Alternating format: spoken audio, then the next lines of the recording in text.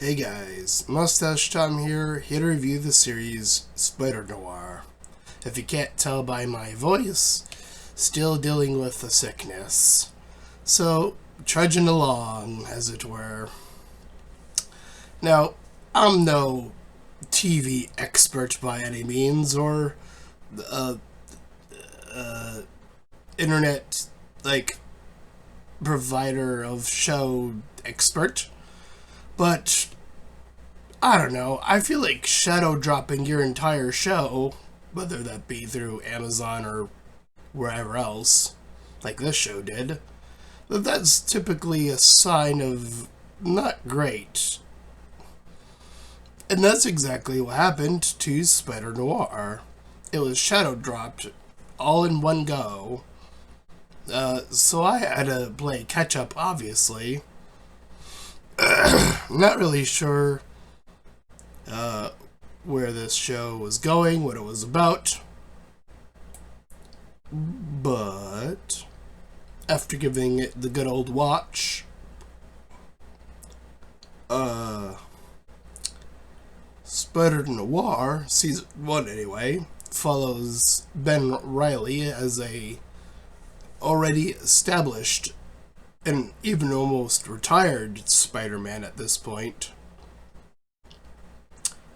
It are these events that he, as now an investigator, re-catching up on other individuals who are exhibiting powers, like your Sandman, for example, that he redons the mask.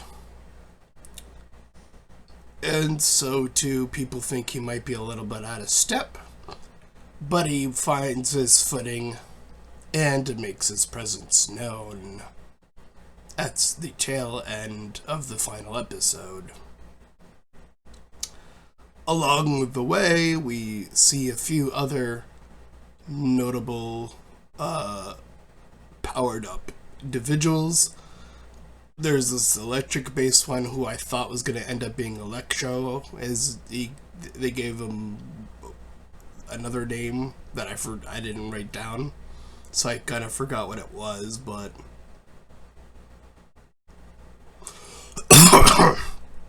they also gave this other guy Stone Skin, and then there was the Fire individual who started this weird slew of powered up individuals he had to deal with.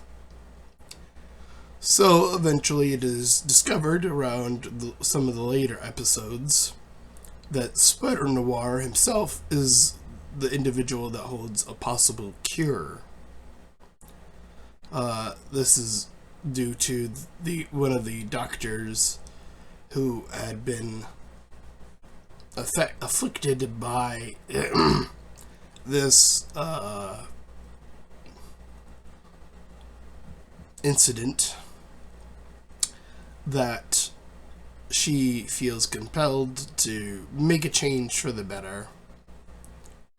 She changes her own son back, but in the process, due to some gangsters and thugs, they are both killed, but not before she can finish the antidote. Spider-Noir now has a container filled with several antidotes that he separates through a few various needles. In this finale, he's able to at least restore Sandman back to normal, as well as the stone guy as well. So he was able to fix two of the three that we saw. The electric guy, who's not Electro, got away, prompting for a season 2 or something. So yeah. That is essentially along the way, outside of that You have him, he had he is given the great power, great responsibility. Talk from his girlfriend slash wife, I guess, maybe, who ended up dying because, of course, he was starting to fall in love again with this lady who was already in that relationship with Sandman. And so there is some back and forth in like the sandwich episodes of Spider-Noir to fill in the time. And I would say as an overall season, it's pretty good. I would say it's pretty good. The dialogue is very... It is trying to evoke the earlier setting. This is back in the day. And I'm talking about actual segregation back in the day. Americana. So, yeah. Definitely playing on those tropes. The gangster tropes. So they have yeah, she. They literally have a guy very indicative of that.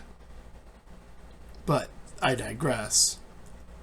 I can see a season 2 happening, though, again, seeing as this show is shadow dropped, I'm not sure a lot of people will know this thing even came out. So who knows?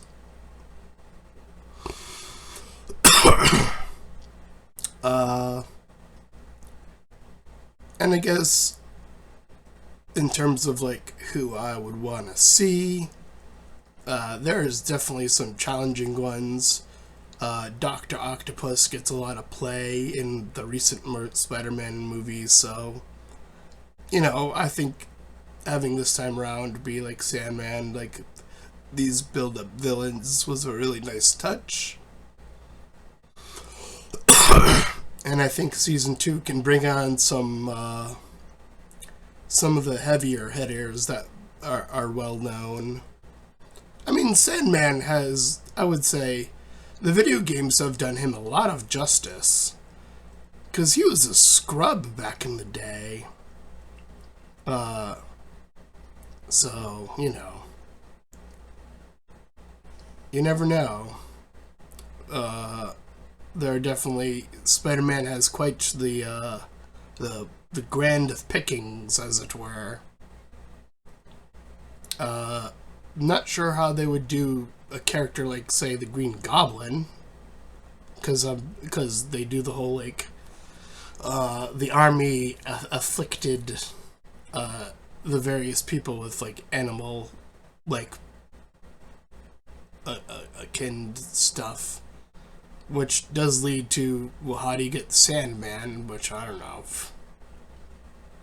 And the Fire Guy as well, actually, now you think about that. So there is some like structural world building stuff that I think they needed to work out a little bit better here, but other than that, I would say for the most part it's a fine show. So yeah, I think it'd be interesting to see how they could bring in some of the more well-known villains, your Dr. Octopus, your Green Goblin. I don't think they could do Venom or Carnage, because unless they like move it forward until I don't know when we sent people to space. It would have to be after that, obviously, in terms of a timeline. I know we did that really early on in American history.